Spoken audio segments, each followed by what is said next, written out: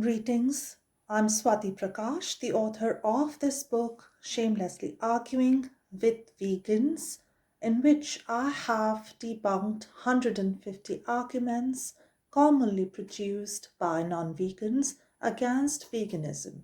So if you have any doubt against veganism, please download this book. It's free of cost from earthhealingnetwork.com.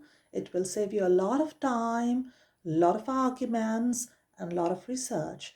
And if you're a vegan and you would like to debunk these myths, then this book would help you too in how to answer to the common questions against veganism and how to advocate for your planet, because this is our only planet, our only land. We all need to live harmoniously here and create a more peaceful, balanced, kind earth for each other, because we are all animals. Now, let me begin with a positive God message, an oracle message for the day from these motivational cards. Time to collaborate. The ant spirit. See, every animal, no matter how small, has a beautiful function to play and can teach us something. And ants teach us how to work hard together as a team. Why are we fighting as vegans and non-vegans when it can be a win-win situation for all life on earth if we go vegan? Let us all join hands and work together to make this dream come true, because if we all go vegan, the planet will have a future. How's that? What's the objection? Don't we want to live? Yes, I think we all want to live. And if we don't go vegan, the other alternative is extinction of the planet, of our species included. There is no other option. Now, let me pick out the argument for the day. Oh, interesting one. Argument number 106. We need to eat animals because if we don't eat them, other predators in the jungle, in the wild, carnivores would eat them. So let us raise them, breed them, and slaughter them ourselves instead of letting them do it. At least they'll have a good life. And this is an absolutely ridiculous notion that we are saving animals from wildlife predators by keeping them in cages and in factory farms, or keeping them employed as slaves. Because this so-called good life that you think you are providing to these victims of yours, you could trade places with these victims, right? This good life could be yours. Would it be good to be slaughtered after you are forcibly brought into this world against the wishes of your mother, through rape of the female, to breed and produce babies, to kill them? Yes, it sounds horrible, I know. That's because it is a horrible system. There is nothing natural about it. Even in the wild, all animals have a chance to flee from danger. And in a slaughterhouse, there is no way out. Imagine for 1 second being in a slaughterhouse, trapped there to be killed. Your children facing the same fate, and you know it. Now, let's say if you were a victim of domestic violence, rape, abuse, wouldn't you want to flee? Wouldn't you want to just go away to safety? Wouldn't you be allowed to flee from a partner who's abusive, for example? Yes, you would. That is called free will, and that is what all animals deserve. We all are vulnerable. We all can be victims sometimes, and it's not our fault. And we should not be trapped in any situation that keeps us exposed to danger.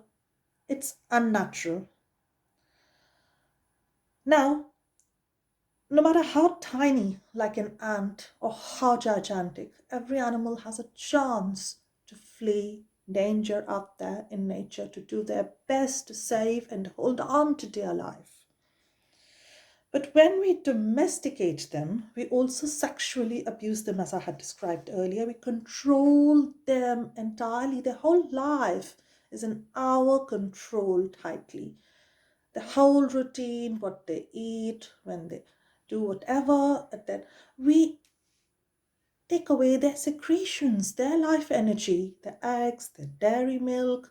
It is abuse, it is exploitation, it is slavery, because we think that we are giving them some material comforts in the form of some hay or some feed, animal feed, but we are abusing them. We're not letting them be free.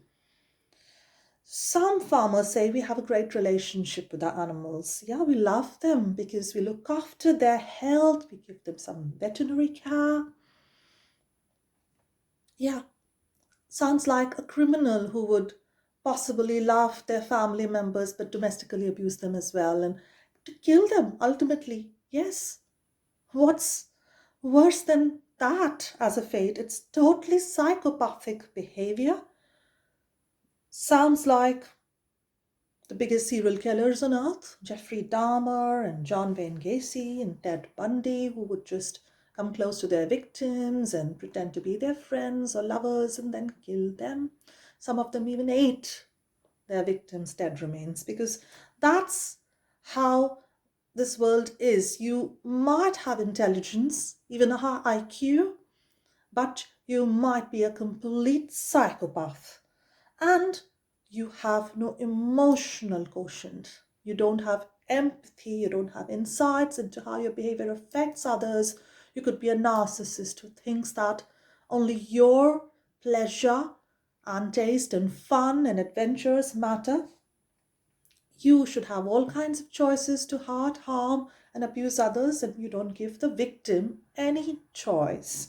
You betray their trust. Yes, that's what we do to these animals. They look up to us as if we are, bringing them food or giving them some care, and then we betray their trust. What could be worse than that? Abuse all life and then slaughter, gas chambering. It's hell. And it's the crime. Yes, it is a crime of the highest level, a crime called murder. So, I know that there was a serial killer who used to work as a charity clown. He used to just go and entertain children, but he was a killer of children and teenagers. He was very community conscious. He was pretending to be a really good person out there in society, helping people. So many non-vegan farmers, businessmen who are animal agriculturists, and non-vegan consumers pretend to be really good people who are looking after the planet in some way, society, human society mostly. And they try to be environment friendly, they want to ban plastic. But what do they do to the animals? Yes, they are but mere criminals. Being intelligent, good looking, sociable, and also very manipulative. This is a predatory nature of humans, but we are worse than the predators out there because of the way we have manipulated the animals, and that also in huge numbers. More than 80 billion land animals per annum and 3 trillion fish per annum. 2022's figures. And where is it going? It's only rising year after year. So think about it. We're bringing this planet to a sad demise, deforesting it to keep these animals and killing nature itself. But most importantly, we are killing our own soul. We are worse than the tiger, worse than the leopard, worse than the jackal. We should be human and not one of those carnivore predators who have no moral values.